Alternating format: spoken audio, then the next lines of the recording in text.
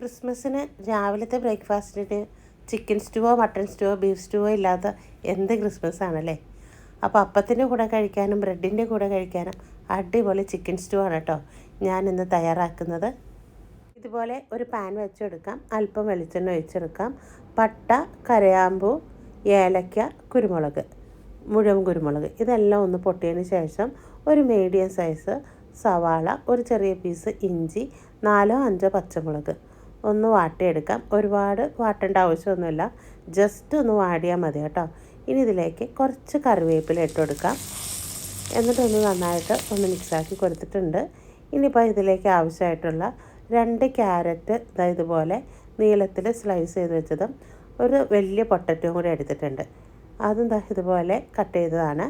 എന്നിട്ട് അതൊക്കെ എടുത്തിട്ട് ഒന്ന് വഴറ്റിയെടുക്കാം.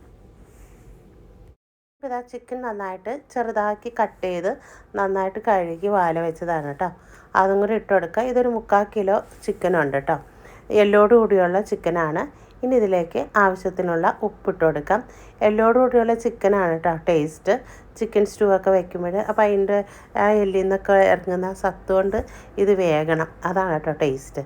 ഇനിയിപ്പോൾ നന്നായിട്ട് ഒന്ന് മിക്സാക്കിയിട്ട് കുറച്ച് പട്ടയും ഗ്രാമ്പും ഏലക്കയൊക്കെ ഒന്ന് പൊടിച്ച് വെച്ചിരിക്കുന്ന മസാല പൗഡറാണ് കേട്ടോ, അത് ഒരല്പം ചേർത്തെടുക്കാം.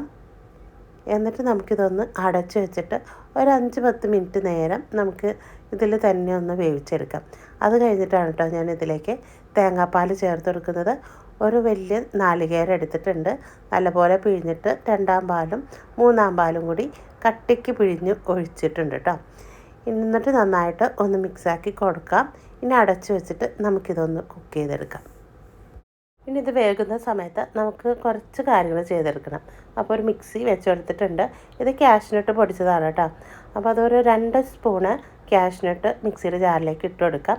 2 ഏലക്ക, കുറച്ച് നാളികേരപ്പാൽ, ആദ്യത്തെ പാലാണ് കേട്ടോ, അതിൽ നിന്ന് കുറച്ച് ഒഴിച്ചിട്ട് ഇത് നല്ല പോലെ ഒന്ന് അരച്ചെടുത്തിട്ട് വരാം.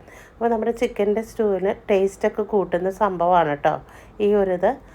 കോൺഫ്ലവർ ചേർക്കുന്നതിന് പകരമാണ് കേട്ടോ ഞാൻ കാഷ്നട്ട് അരച്ച് ചേർക്കുന്നത്. അപ്പോൾ കുറച്ച് കട്ടിയും ടേസ്റ്റും എല്ലാം ഉണ്ടാവും. അപ്പോൾ നമ്മുടെ ചിക്കൻ്റെ സ്റ്റൂ ഇടയ്ക്ക് ഒന്ന് ഇളക്കിയിട്ട് കൊടുത്ത് അപ്പോൾ നന്നായിട്ട് വെന്ത് വന്നിട്ടുണ്ട്. ഇനി ഇതിലേക്ക് നമ്മൾ അരച്ച് ചേർത്ത് വെച്ചിരിക്കുന്ന കാഷ്നട്ടിൻ്റെ ആ പേസ്റ്റ് ഉണ്ടല്ലോ, അത് ഇതിലേക്ക് ഒഴിച്ചു കൊടുത്തിട്ടുണ്ട്.